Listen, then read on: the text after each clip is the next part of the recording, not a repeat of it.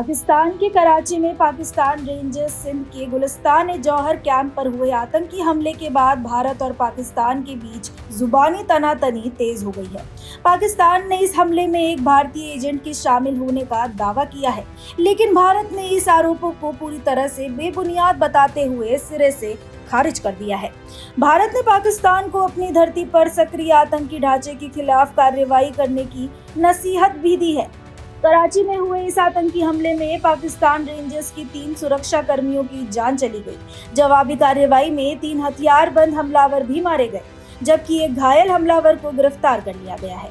घटना के बाद पाकिस्तान के गृह मंत्री मोहसिन नकवी ने दावा किया है कि हमले में एक भारतीय एजेंट शामिल था। हालांकि उन्होंने अपने इस आरोप के समर्थन में कोई सबूत पेश नहीं किया। पाकिस्तान के आरोपों पर भारत के विदेश मंत्रालय ने कड़ी प्रतिक्रिया दी है। विदेश मंत्रालय के प्रवक्ता रणधीर जायसवाल ने मीडिया के सवालों का जवाब देते हुए कहा कि भारत के खिलाफ लगाए गए पाकिस्तान के आरोप पूरी तरह निराधार है और भारत इन्हें पूरी तरह से खारिज करता है। विदेश मंत्रालय ने अपने बयान में कहा कि दूसरों पर उंगली उठाने के बजाय पाकिस्तान को अपने अंदर झांकना चाहिए। भारत ने पाकिस्तान से अपनी जमीन पर मौजूद आतंकवादी ढांचे के खिलाफ ठोस और विश्वसनीय कार्रवाई करने की अपील की।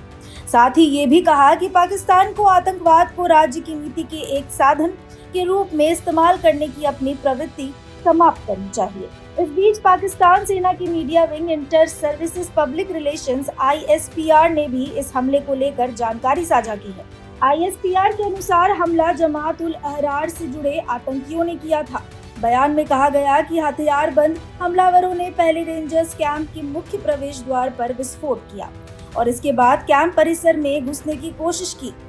ISPR के मुताबिक रेंजर्स के जवानों ने तुरंत जवाबी कार्रवाई करते हुए हमलावरों की घुसपैठ की कोशिश को नाकाम कर दिया।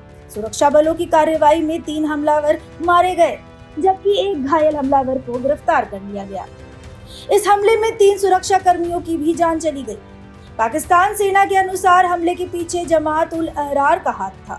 यह संगठन प्रतिबंधित आतंकी संगठन तहरीक-ए-तालिबान पाकिस्तान TTP से अलग हुआ एक गुट माना जाता है। कराची हमले के बाद पाकिस्तान की ओर से भारत पर लगाए गए आरोपों और भारत की कड़ी प्रतिक्रिया ने दोनों देशों के बीच एक बार फिर बयानबाजी को तेज कर दिया है।